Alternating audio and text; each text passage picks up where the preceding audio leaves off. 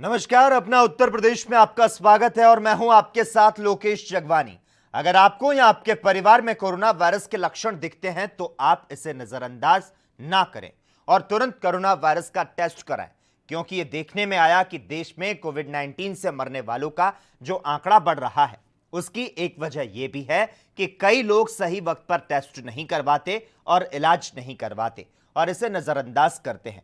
ANB news आपसे request करता है कि अगर दिखे कोरोना के लक्षण तो जल्द कराएं जांच और वायरस को जड़ से मिटाने में सहयोग करें।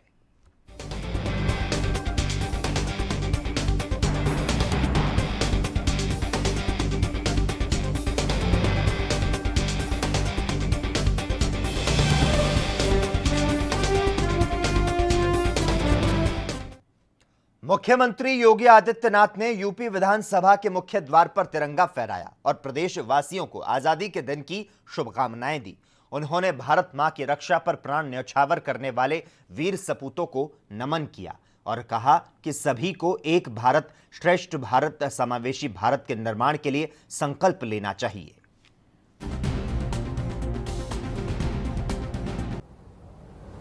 हम सब जानते हैं कि आज के दिन सन 1947 में हमारे देश को अनगिनत त्याग और बलिदान के फलस्वरूप स्वाधीनता प्राप्त हुई थी। मैं इस अवसर पर सत्य व अहिंसा के पुजारी राष्ट्रपिता महात्मा गांधी जी को कोटि कोटि नमन करता हूं, जिनके नेतृत्व में स्वाधीनता का आंदोलन चला था। मैं इस अवसर पर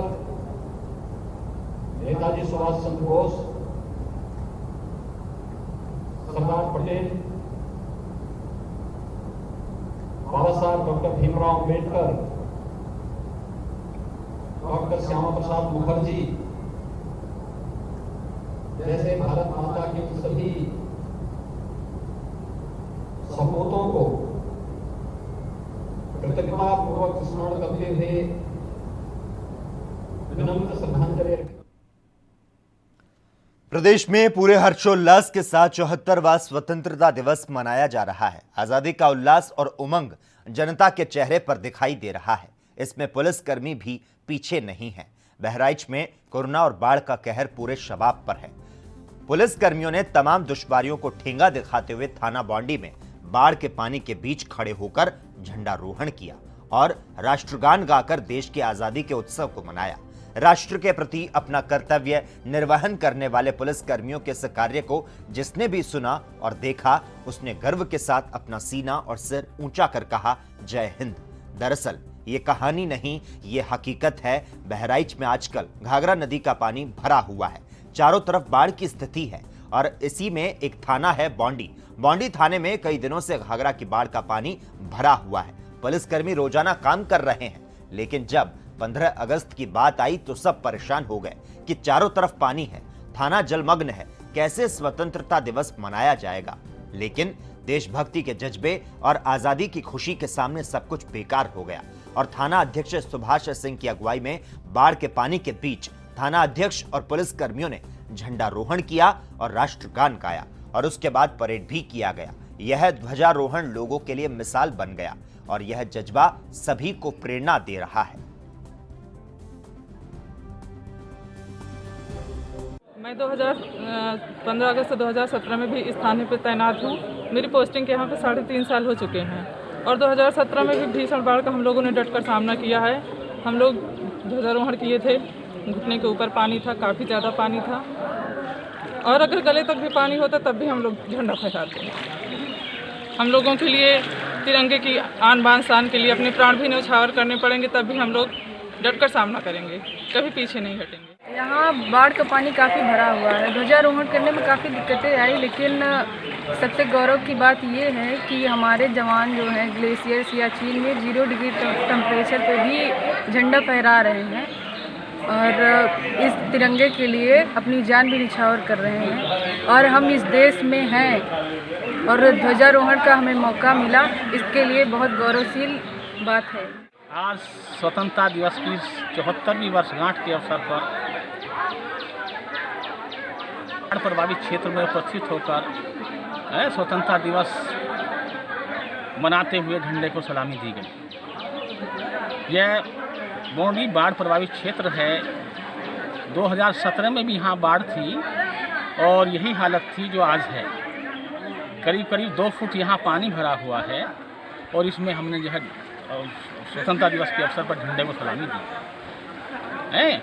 अनेकों क्रांतिकारियों ने अपने प्राणों की आहुति देकर अंग्रेजों से इस भारत को मुक्त कराया और स्वतंत्रता हमको प्राप्त हुई। आज ही के दिन हमारे जवान सियाचिन ग्लेशियर में काफ़ी ऊंचाई पर कठिन परिस्थितियों में काम करते हैं, तो ये हमारे लिए कोई ज़्यादा कठिन काम नहीं था जो इतना हमने जो है इस बाढ़ प्रभावित क्षेत्र में इतनी पानी में खड़े होकर के झंडे को सलामी दी। ये हमारा गौरव और सौभाग्य है कि हमें।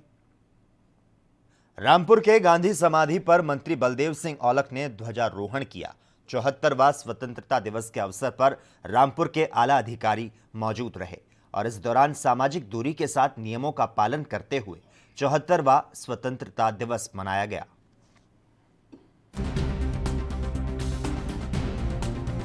स्वतंत्रता दिवस है वो कुछ अलग तरीके का, क्योंकि इसमें पूरा देश कोरोना महामारी जूझ रहा है, जिसकी की लड़ाई हम सब लोग मिलकर इस लड़ाई को जीतने के लिए काम कर रहे हैं। मैं बधाई देना चाहता हूं उन स्वास्थ्य के लोगों को जिन्होंने अपनी जान की परवाह करें इस महामारी में, चाहे स्वास्थ्य विभाग हो, चाहे पुलिस विभाग हो और चाहे हमारा जिले का डीएम के नेतृत्व में प्रशासन जितना भी है, जो रात दिन सड़कों पे रात दिन लोगों के घरों में जा जाके अपने जीवन का परवाह ना करते हुए, अपने बच्चों का परवाह ना करते हुए इस कोरोना की लड़ाई को लड़ रहे हैं।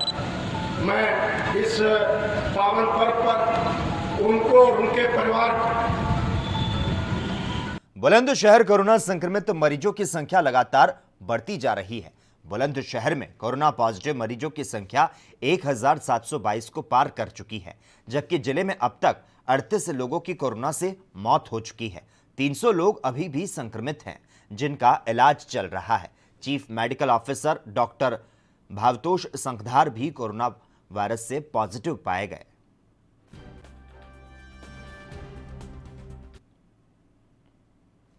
जन्माष्टमी समारोह के दौरान 2 युवकों की ओर से अपनी लाइसेंसी बंदूक से हर्ष फायरिंग किए जाने के मामले को लेकर एक बार फिर से झांसी जिले में एएनबी न्यूज की खबर का असर हुआ है, जिसे एएनबी न्यूज ने प्रमुखता से दिखाया था, जिसमें झांसी पुलिस ने एएनबी न्यूज की खबर को संज्ञान में लेते हुए 2 युवकों को गिरफ्तार कर लिया और विभिन्न धाराओं में मुकदमा दर्ज कर इनकी लाइसेंसी राइफल जब्त कर निरस्तीकरण के लिए रिपोर्ट जो है वह भेज दी है।